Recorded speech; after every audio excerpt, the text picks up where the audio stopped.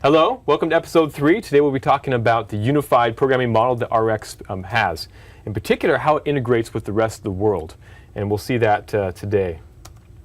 So, again, what we're talking about is the first part, how the observables, how we represent asynchronous data streams. And so now, Bart mentioned in the first, I guess the 0th episode, about how observables actually are the unifying interface. And we'll see that in the code today.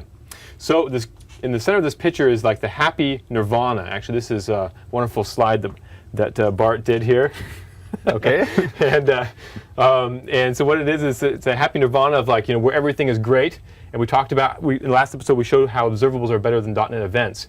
But actually, there's already a whole bunch of existing code that uses .NET events, and a whole bunch of existing code that uses enumerables, and a lot of code that uses just functions and tasks and the asynchronous programming model. But all of these things need to communicate together. And what we want to do is bring them into a common world. And so we actually have bridging methods that actually convert to and from the observable world into .NET events, into tasks, and everything else. And that way you can actually, you can bring your tasks and your events together into a common programming model for asynchronous data streams. And that's like what the power of Rx is. It gives us kind of the lingua franca to deal with asynchronous data streams. All right, so another thing we should note here is we're not replacing existing asynchrony, okay? So there's all these wonderful things like stream insight and tasks and all these great things. We want to have all those wonderful things, but what we have now is iObservable, which is the way we can talk with these, have these things communicate together. And it's all of them are just various forms of streams. And once we have that, we can have this unifying interface and then bring them together, then query them. So just like I said in the 0th episode, we're the glue that you can actually glue all these things together and compose them. It's just like IEnumerable is the unifying sequence for a lot of data stores, like yes. A SQL database and a memory database and XML documents. Yep, for the synchronous data streams. For the synchronous data streams, indeed. Yes. So if this is the 0 with 1, I'm just going to say this. You introduced this as the 3rd. I did? Oh, it's the 2nd then. It's okay, that's fine. Man. You don't have to redo it. Well, it depends if you're a VB programmer or a C# programmer. So I was trying to reach out to both of them. Rock and roll. We can interact. Okay, so unifying. So here we have a little text box. We're typing along with React. That's like the prefix of the string I'm typing. And each time I type, what I want to do is actually surface an event stream of strings, which is the current prefix. So I have the text changed event, and as it changes, for example, when I have the prefix React, I want to raise that event, and then off it goes to the server. And so we send this off as an asynchronous request. So there's an event going on here, and there's an asynchronous request here. So we have like 2 forms of kind of asynchronous data streams already. And so we send this off to the server, and then the server is going to respond back. And when it responds back, the response itself is the asynchronous part of the stream, and it comes back with a bunch of dictionary words that it's going to suggest to us. So at a high level, we have this event stream, and for each time the event fires, we want to go off and make a request to the server. And this is like the canonical dictionary suggest you have in like Ajax applications. And so we combine these 2 things together. Again, we convert them into the observable land, which is how we represent these things, and then we bind it back to the result. So you're really composing 2 data sources here. That's right. We're composing the 2 data sources together. And so that is like the beauty of Rx is we can bring together events and asynchronous programming and into one common model. All right, so let's have Bart show us what that means in code. Okay. So this time, actually, because we're doing some UI programming, let's actually start from, say, a WinForms project. So let's create a new project here. Let's use Windows Forms and add a reference assembly to system.reactive again. So here we go. We'll add a reference to system reactive, and we'll see later in this episode that we also add a reference to some other assemblies that are helpers for Windows Forms, but let's actually talk about it separately. So what I want to do here is really react to text changes in the text box. So let's start by adding on the toolbox here just a single text box, like here. And just to emphasize that we're not really changing, or meaning to substitute all of the events, in the .NET framework. We'll actually bridge to the text changed event, but we'll actually use a form load event, a classic .NET event, to actually handle the load event of the form. We're not going to substitute that particular part with Rx. So let's actually double click on the form, and here we go. We're actually in the load handler, the classic .NET event handler for the form load event. Now, what I can do with text box 1, of course, is I could go to the designer and I could do things like text changed and actually hook up an event handler to text changed. And if you take a look at this thing, it's not particularly useful. It actually tells you that the event has fired, that the text has changed, but there's no way to actually get to the text that has changed by simply looking at the event arguments. Because if you look at E, well, it's just a canonical event args base type that doesn't contain the text that has changed. So actually you already see that things are sort of breaking down a little bit here. So how can I basically import this text changed event, ideally as an iObservable of string, into Rx? So that's actually the main question, right? So let's take a look at how we can do that. So instead of doing plus equals, we want to do something like subscribe. But obviously you can't do that on a .NET event, which is just some action or some delegate type. So instead we're going to do observable, and we'll use one of the bridges that lives on the observable class called fromEventPattern. So fromEventPattern allows you to import classic.NET events that have an object sender and some, derived type of event args as the event arguments coming in. So I'll actually use fromEventPattern here, and depending on the event you're actually bridging with, you can specify a generic parameter that specifies the event args type. So if you're importing, say, mouse move events, you typically have mouse event args. And if you want to get access to that data, you can actually pass in that event args.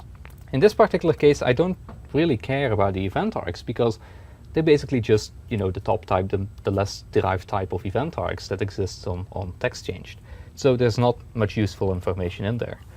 So now let's actually pass in what I want to listen to, and you have a number of overloads here. You can either give us the target and the event name, but you can also give us over here an add event handler and a remove event handler delegate. So there are different options to do that. I will go for the reflection based one over here, where you actually pass in the object as well as the event name. So the event name is text changed. Oops, if I can spell this thing correctly, like this. So what's the result of actually importing this thing?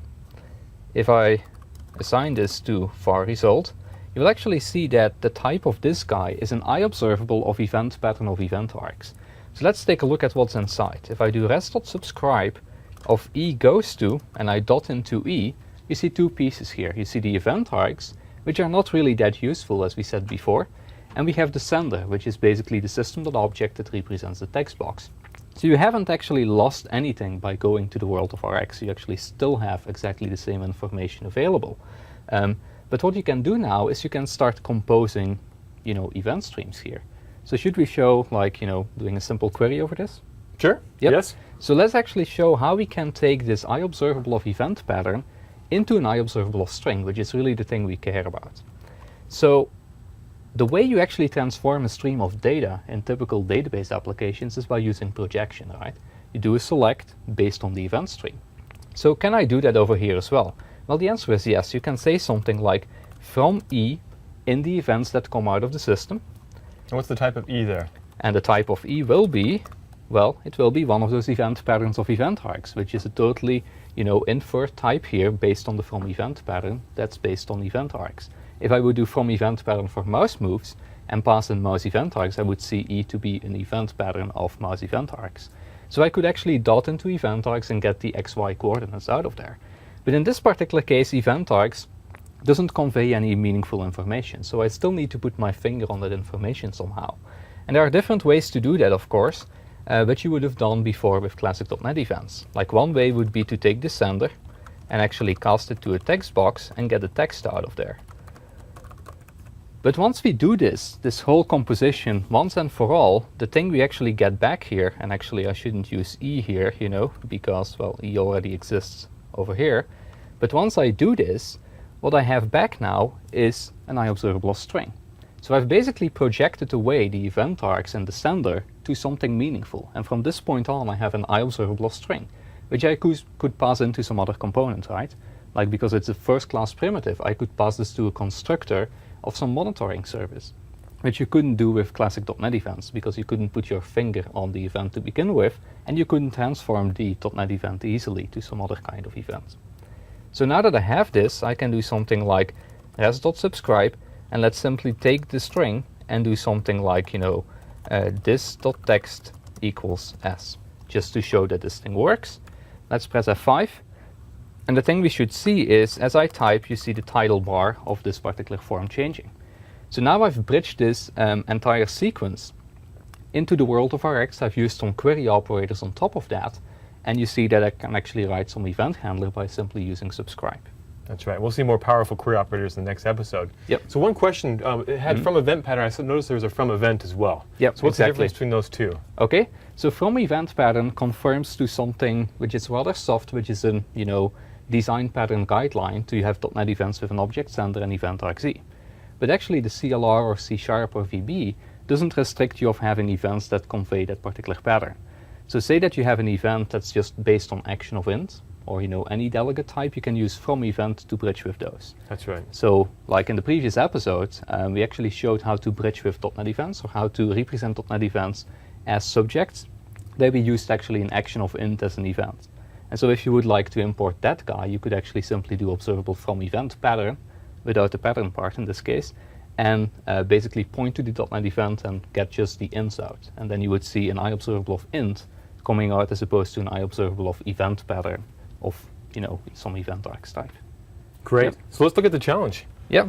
So the challenge for this episode is actually to use the bridging. Whoops, excuse me.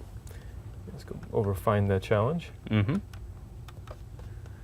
So to use the bridging operators to bridge to implement dictionary suggest. In particular, you'll have to you'll see here that you have to bridge. Let me bump up the font again. There's a text changed event that we need to have, and there's a suggestions asynchronous function that we need to have. And so the event for the text change we already looked at briefly. Yep. The one for the asynchronous pattern is something you can actually go and explore. Exactly. Yep. And so what you'll need to do is basically change this section right here and the rest of this line as well. And if you do it correctly, then the sample should then work. And of course, feel free to improve the code as well. Have fun and post your code online. Thank you. That's a wrap.